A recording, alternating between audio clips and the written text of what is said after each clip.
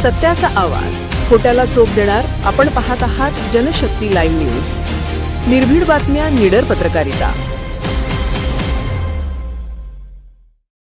आदर्श ग्रामपंचायत अधिकारी लता केंघार यांना ग्राम समृद्ध सन्मान सोहळा 2026 पुरस्कार जाहीर. जत तालुक्यातील ग्रामविकास आणि ग्रामपंचायत प्रशासन क्षेत्रात उल्लेखनीय कार्य करणाऱ्या आदर्श ग्रामपंचायत अधिकारी सौ लता दुंडप्पा केंघार यांची प्रतिष्ठेच्या ग्रामसमृद्धी सन्मान सोहळा 2026 पुरस्कारासाठी निवड करण्यात आली आहे. पुणे येथील नालंदा ऑर्गनायझेशन संस्थेच्या वतीने हा सन्मान प्रदान करण्यात येणार असून त्यांच्या कार्याचा गौरव जिल्ह्यासह राज्यभरात होत आहे.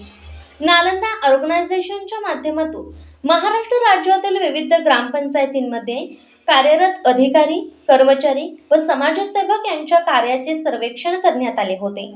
या सर्वेक्षणामध्ये ग्रामविकास, स्वच्छता, नागरिक सुविधा, शासनाच्या योजनांची प्रभावी अंमलबजावणी, पारदर्शक प्रशासन व लोकसहभाग या निष्कांवर लता केंघार यांनी केलेल्या उत्कृष्ट कार्याची दखल घेण्यात आली.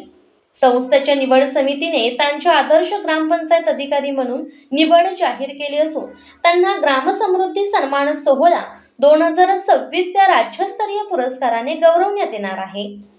या पुरस्कारामुळे जत तालुक्याच्या शिरपेचात मानाचा तुरा रोवला गेला आहे. हा सन्मान सोहळा 20 जून 2026 रोजी पुणे येथील पत्रकार भवन नवी पेठ येथे आयोजित करण्यात आला आहे. या कार्यक्रमाला विविध क्षेत्रातील मान्यवर, सामाजिक कार्यकर्ते, पत्रकार, ग्रामपंचायत अधिकारी आणि लोकप्रतिनिधी उपस्थित होते.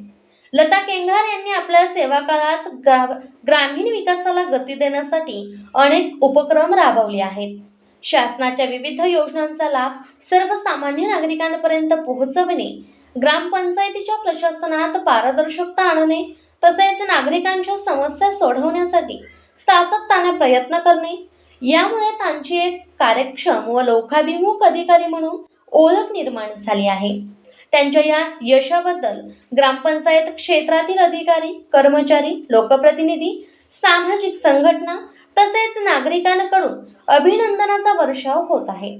या पुरस्कारामुळे ग्रामीण विकास क्षेत्रात कार्य करणाऱ्या इतर अधिकाऱ्यांनाही प्रेरणा मिळणार असल्याची भावना व्यक्त केली जात आहे.